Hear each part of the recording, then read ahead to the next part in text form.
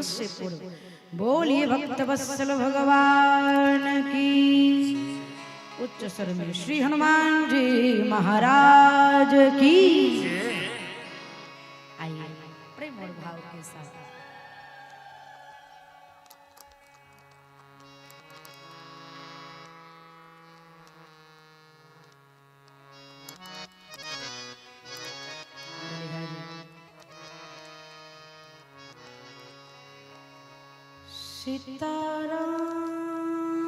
सीताराम राम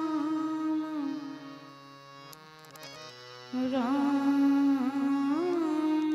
सीता राम राम राम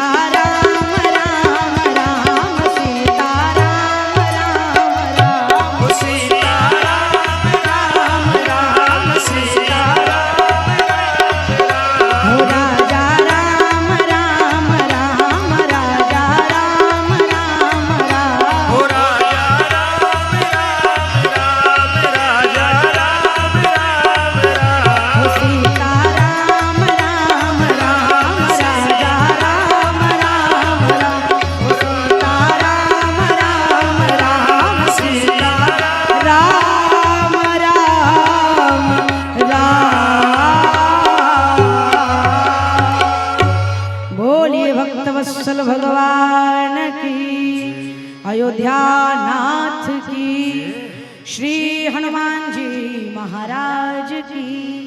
एक बार प्रेम से कहिए जय सिया राम।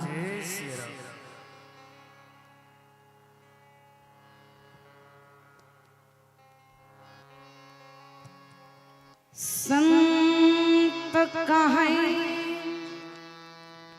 असनीत प्रभु,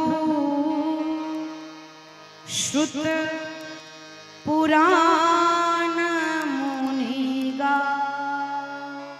संत कहते हैं, श्रुति कहते हैं, वेद कहते हैं, क्या कहते हैं? हो ही न विमल विवेक कबूर, गुरु सन किए दूरा।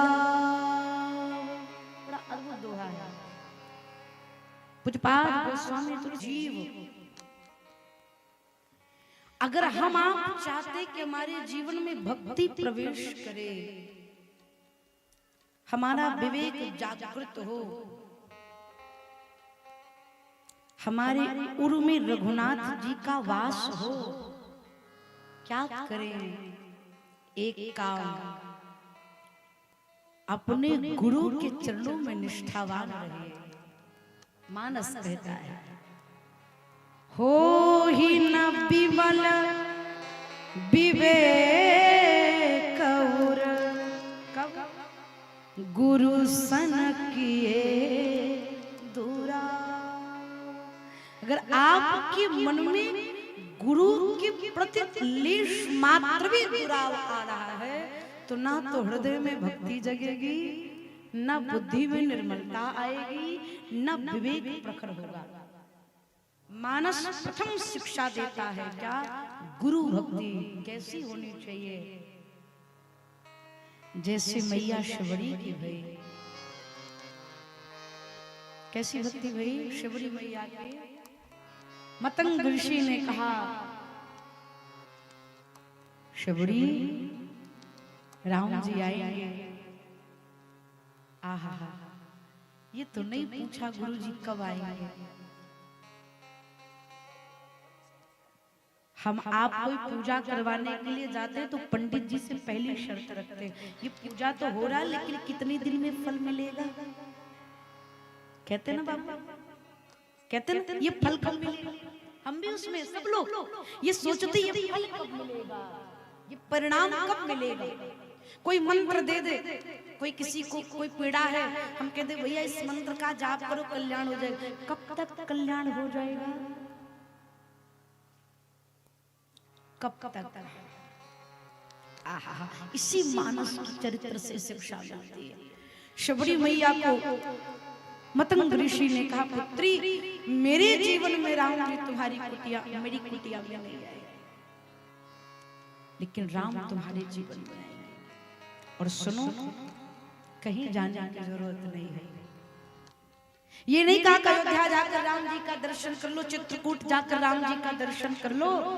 यही तो है शबरी मैया का आश्रम, शिवरी नारायण, ज्यादा दूर तो नहीं। ये नहीं कहा अयोध्या चले जाओ, काशी चले जाओ, चित्रकूट चले जाओ, राम जी मिल जाएंगे। फिर क्या कहा? राम जी को देखने के लिए, दर्शन करने के लिए जाने की जरूरत नहीं है। इसी आश्रम में बैठ करके राम को मत पकड़ो, राम जी के नाम को पकड़ लो। अगर राम जी का नाम पकड़ लिया तो राम जी स्वयं दर्शन देने के लिए तुम्हारे पास आ जाएंगे। कहीं जाने की आवश्यकता नहीं है। कल यही दर्शन कर रहे थे। कहां कहां लगी इनके नाम बढ़ाई, और राम न सकई नाम गुण। भगवान के नाम की बड़ी महिमा है।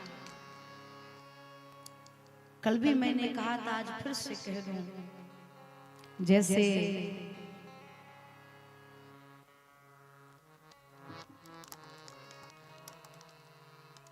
भगवान का जैसे जल पीने से शीतलता मिलती है, उसी प्रकार से भगवान का नाम जपने से आनंद मिलता है। कई बार लोग कहते हैं देवी जी में बड़ा क्रोध आता है, हमें बड़ा गुस्सा आता है, हमें भी आता है, लेकिन यदा कदा आता है। पता है मैं कई बार इस बात को मंच पर बोली हूँ कि आप लोग भयभीत ना हुआ करिए, उसमें 70% अभिनय रहता है, 30% वास्तविक रहता है। एक बार एक राजा ने सभा लगाई और उस सभा में एक जौहरी आया। जौहरी ने अपने हाथ में 2 पत्थर रखा था, 2 पत्थर रखा था। जौहरी ने कहा इस पूरे समाज में जितने भी लोग हैं इसमें से एक पत्थर असली हीरा है और एक नकली है। जो पहचान लिया फ्री में उसको असली का हीरा दे दूंगा फ्री में, और जो नहीं पहचाना तो राजकोष से आपको इस हीरा की जितनी कीमत है उतने बराबर का धन देना पड़ेगा। समझ रहे हैं ना? समझ रहे ना? जो पहचान लेगा उसको हीरा दे देंगे, अगर नहीं पहचान पाया तो राजा साहब आपको इस हीरा की कीमत के बराबर धन देना पड़ेगा। सबको लगा कौन सी बड़ी बात है। बड़े बड़े लोग एकत्रित हुए। राजा ने देखा, राजा समझ नहीं पाया कौन सा असली कौन सा नकली। सभा लगी है, सिंहासन पर राजा बैठे, सबने यत्न जतन किया लेकिन कोई नहीं पहचान पाया। उसी सभा के बीच में से एक अंधा व्यक्ति निकला।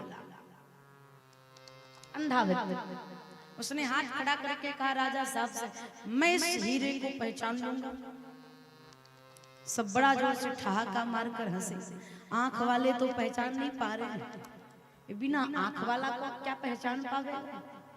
जिसके आंखें नहीं है वो देखी कहां से, और देखी ना तो पहचानी कहां से? लेकिन नंदी ने कहा कि मैं तो पहचान लूंगा। परिणाम अंधे ने अपने हाथ में लिया और कुछ कुछ स्पर्श करके बता दिया ये असली हीरा है और ये नकली पत्थर है। जो जौहरी लेकर आया था वो आश्चर्यचकित हो गया। बोले भाई पहचान तो गया कि असली है ये नकली है। असली हीरा उस अंधे व्यक्ति को दे दिया, भैया ये है, आप विजेता हैं, आपने पहचान लिया तो ये हीरा आपको प्रदान करता हूँ। लेकिन राजा साहब के मन में उत्कंठा जग गई। भैया एक बात तो बता, तेरे पास तो आंख भी नहीं है, तू देख भी नहीं सकता, क्या सूंघ कर पहचाना? अरे तेने पहचाना कैसे?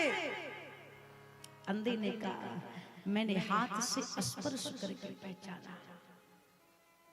क्या फर्क थी? अंधे ने कहा जो नकली हीरा था ना वो धूप की वजह से गर्म हो गया था, और जो असली हीरा था वो ठंडा था, वो शीतल था। जो नकली था वो गर्म हो गया धूप के प्रभाव से, और जो असली था धूप कितना भी लग जाए उसके भीतर गर्माहट नहीं आ सकती। राजा प्रसन्न हो गया। बात छोटी सी है लेकिन इसका परिणाम, इसका निष्कर्ष बहुत बढ़िया है। हमारे आपके जीवन में भी 2 प्रकार के लोग हैं जिनके जीवन में वास्तविक भक्ति है, वास्तविक प्रेम है, वास्तविक भजन है। वो तनिक में हाइपर नहीं होते, गर्म नहीं होते। और जिसके जीवन में प्रेम नहीं है, भक्ति नहीं है, भगवान के नाम का दर्शन नहीं है, वो तनिके में गर्म हो जाता है। यूं कह दिया जाए तुम्हारा लहजा बता रहा है अभी ये दौलत नहीं है। कहो तनिके मुछलने लगते हैं, संकेत करता है चमकदार बनिए लेकिन असली ओरिजिनलिटी होनी चाहिए। पूज्यपाद गोस्वामी तुलसीदास जी महाराज भगवान के नाम की महिमा को बखान करते हो। अब ये कथा काशी से निकाल करके चित्रथ राज प्रयाग लेकर के आ रहे हैं। पूज्यपाद